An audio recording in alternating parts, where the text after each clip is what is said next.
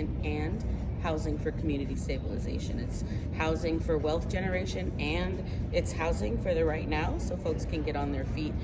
Multiple things can exist at the same time. Our communities experience multiple things at the same time. We just have to learn how to navigate tools and community and knowledge in a way that benefits all of us, not just a few of us. So, couple last questions and thoughts. Yeah.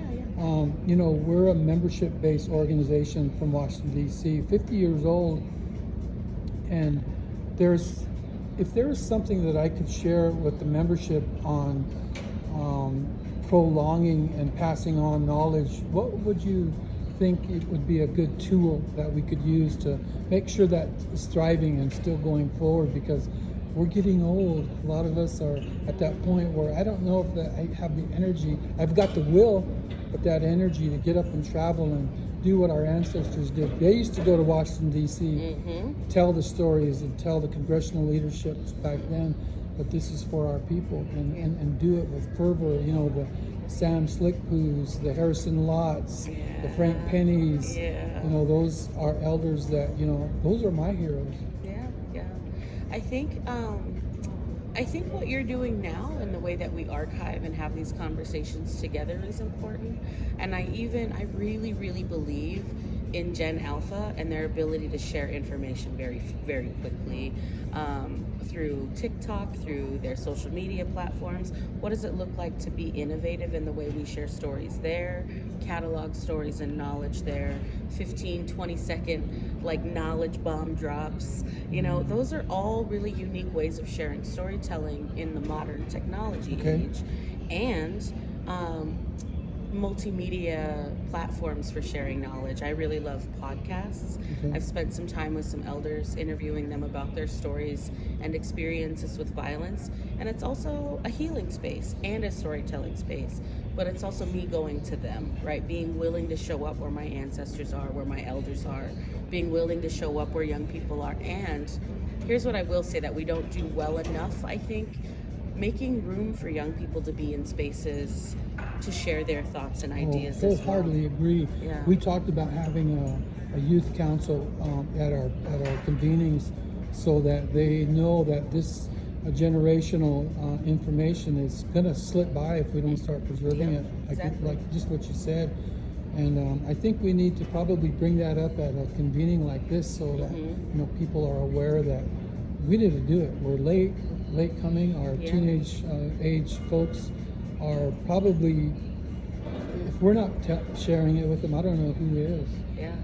And you're exactly right. I was 39 years old. I'm 40 now when I bought my house, and I had to really dig for resources on how to do that as a Native person, as a Native woman, as a single Native woman. How do I buy a house? How do I get a loan? What do all the numbers mean? And if I have these questions as a well-educated 39-year-old, teenagers have no idea what they're walking into, right? And I really want them to have the opportunity. So the conversations I have now with my nieces who are 17 and 12, this is hard. This is a hard thing I had to do. I don't want it to be hard for you. So let's have a conversation about money, about wealth, about owning a home, and why.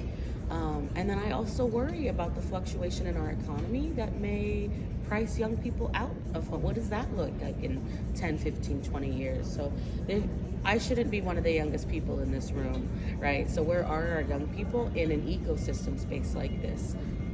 17, 18 to 25. That is its own voting demographic. It's its own economic block, and there's no space for them here with intention.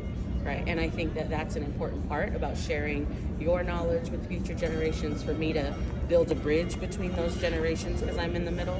We can be creative about making that space and intentional about it, and I think that's how we move the knowledge across time and across generations. So one last thing, if people want to discuss with you your work that you do on the coalition side of the work, How do they get a hold of you? What are your social media contacts? I only do Facebook and Instagram because I am an old millennial and can't handle multiple platforms.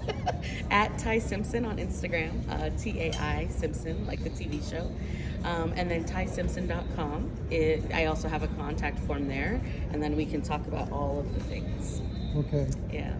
Well, thank you so much for taking some time with us, and it's a pleasure to finally meet you, and I'm glad that you're doing the work, and really wish you success in spreading the word, because we need more information like this, and thank you for partaking today with Yeah, us. of course. Thank you. I'm happy to be here.